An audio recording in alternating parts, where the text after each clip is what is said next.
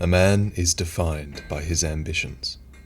Before the Iron Crown, all the young lord had was an iron will.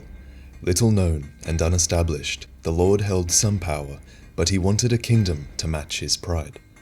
So with ambition alone, he raised an army and threw his entire might against the kingdom of Ven. Ven was not a desirable region, but even so, the lord lost much to acquire it. He wrested this small throne from its previous ruler and became a king.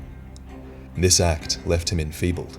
He had sacrificed everything for this kingdom, and was discovering that ambition without wisdom is like a bird without wings.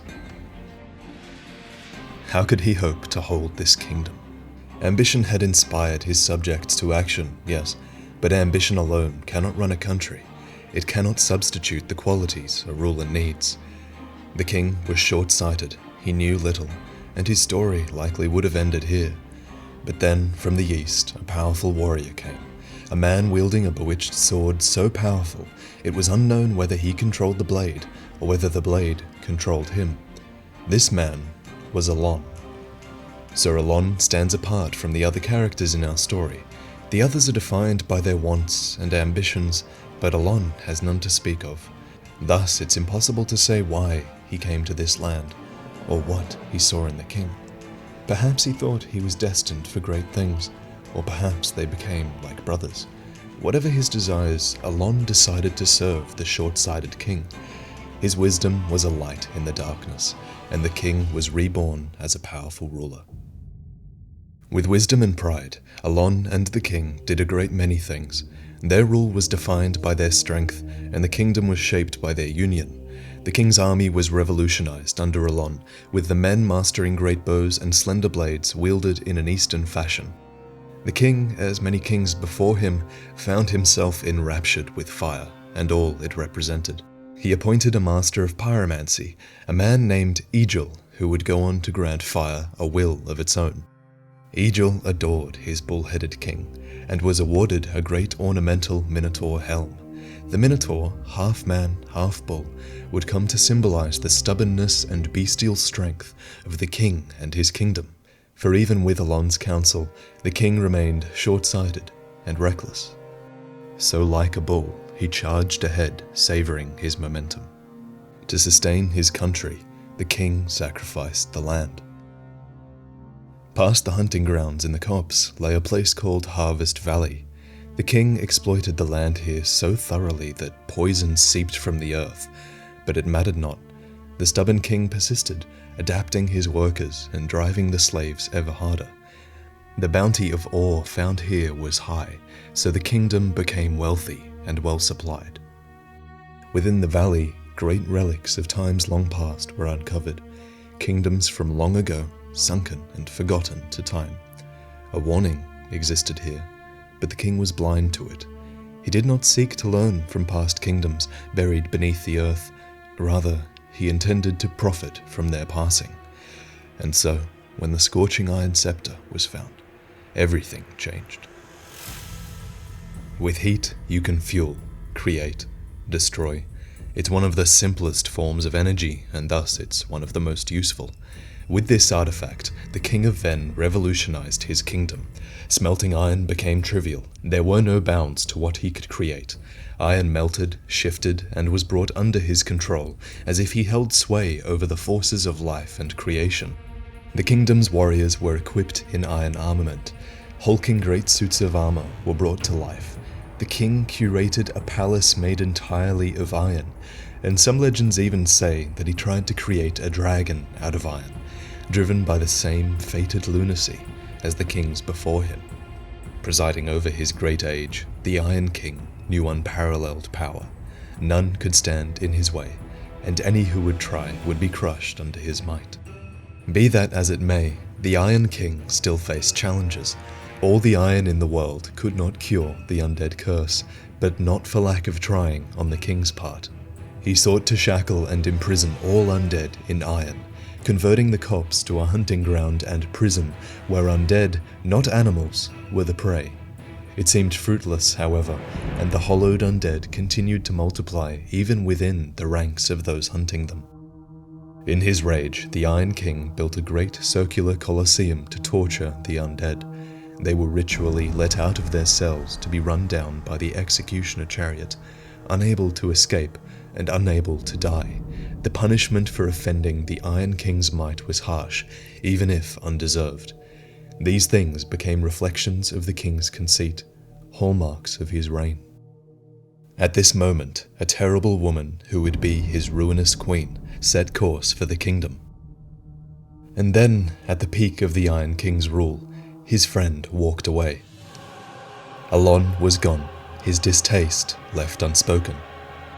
The king was alone. How had Alonne dared to leave him? The king's might was iron, his right to rule unchallenged. He could not suffer the indignity, would not. So he tracked his old friend to a far-off keep. He saw that Alonne had brought some of the king's own men with him and had posted them as guards, knowing the king would come after him. But the Iron King had grown powerful, and Alonne's knights were no match for his might. At the top of the tower, Alonne waited for his king to meet him. Once, the question the king might have asked was why. Why had Alonne left him? But he had been king for a long time, and his arrogance had grown, so when the two men clashed, their ties were forgotten. They had come far together, ever since the days when the Iron King was just a small lord on a small throne. Alonne had helped him become the man he was today, and he paid dearly for it. For once, Alonne would have avoided every blow, but now it was the king who overwhelmed the teacher. Alonne took his own life in the end, dying with honor instead of to the king's hand.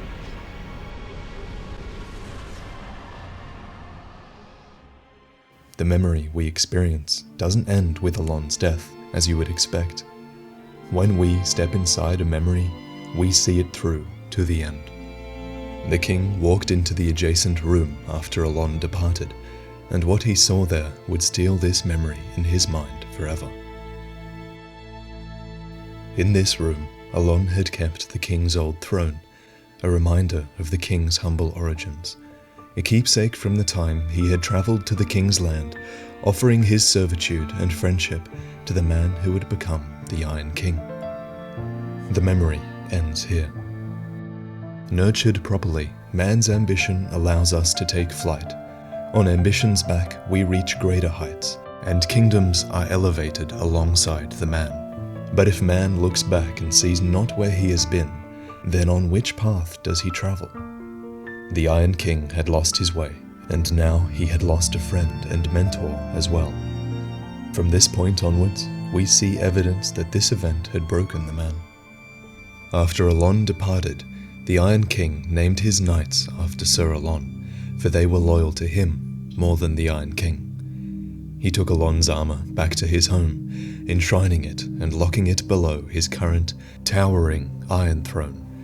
This bonfire below the throne came to be known as Smelter Throne Bonfire.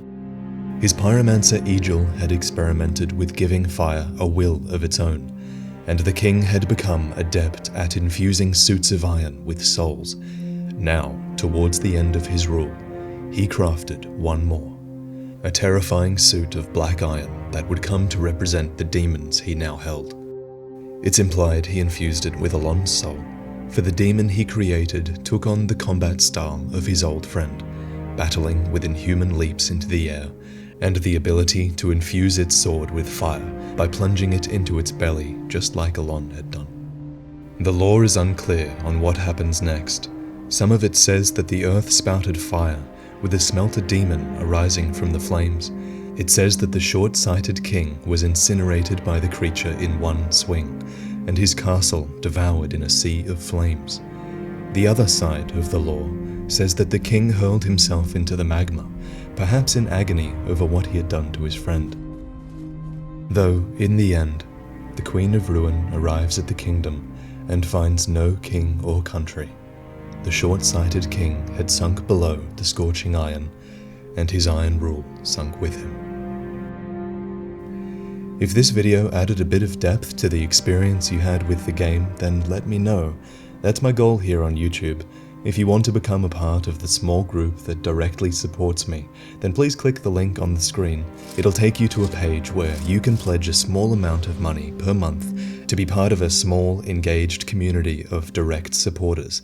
This means less ads for everyone, as well as a few awesome perks for donators, like getting to see videos early or being able to shape my channel going into the future. Regardless of what you donate though, thank you for watching. It means a lot, and I'll see you guys next time.